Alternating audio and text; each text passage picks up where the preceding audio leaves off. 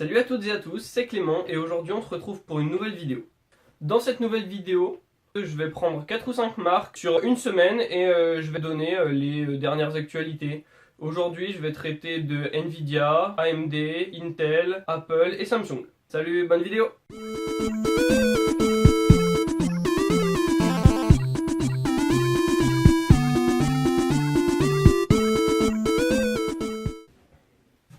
On commence par Nvidia qui sort aujourd'hui sa nouvelle carte graphique, sa Titan V. Donc la Titan V est une grosse carte graphique à 3100 €, mais c'est une carte graphique avec un processeur professionnel pour une carte graphique grand public. Donc cette carte a une architecture pro, l'architecture Volta de chez Nvidia.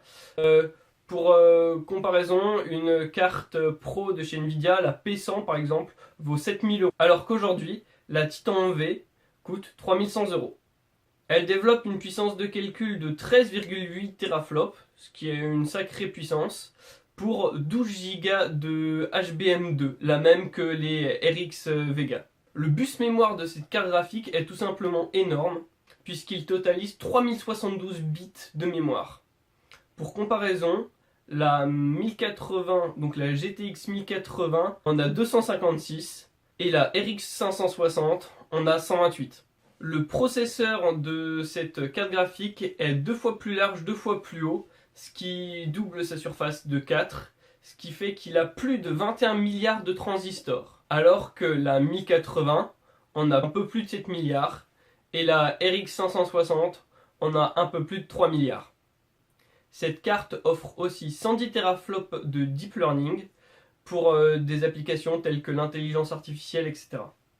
On continue ensuite avec AMD qui laisse depuis cette semaine un peu plus de latitude aux constructeurs pour ses RX Vega 56 et Vega 64. Donc on a à la clé une hausse des fréquences, une hausse de la consommation aussi, mais un meilleur refroidissement puisque les constructeurs se permettent de modifier le système de refroidissement et de l'overclocking probablement.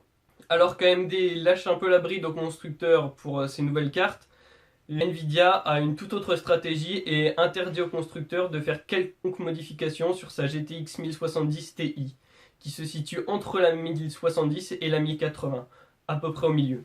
AMD a aussi prévu d'améliorer sa gamme Vega avec le 14 nanomètres plus en gravure, ce qui permettrait de réduire la consommation, mais a aussi annoncé sa nouvelle architecture, l'architecture Navi, qui serait gravée en 7 nanomètres. Alors attention à vos achats.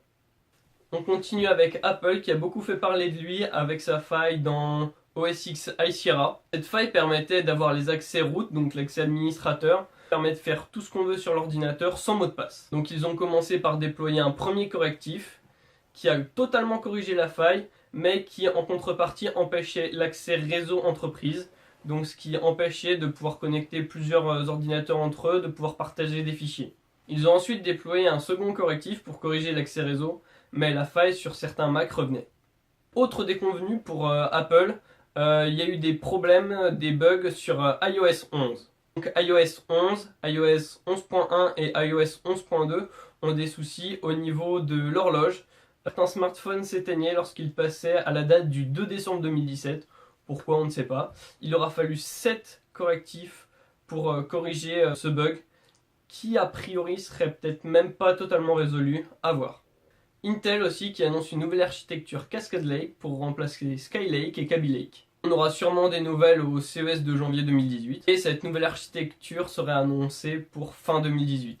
On a une autre nouvelle aussi, AMD et Qualcomm qui s'associeraient pour concurrencer Intel au niveau des ordinateurs portables. Qualcomm et AMD annonceraient leur premier PC en partenariat, un PC sous Windows 10 et sous Snapdragon 835. Ce Snapdragon 835 serait associé à un Ryzen mobile, une nouvelle architecture AMD et à l'architecture Vega pour la partie graphique. L'architecture Ryzen mobile offre plus de cœur et donc aurait de meilleures performances pour les applications professionnelles telles que le montage vidéo, etc., etc. Ainsi que le modem Qualcomm qui est aujourd'hui installé sur les smartphones et qui permettrait de diminuer la consommation.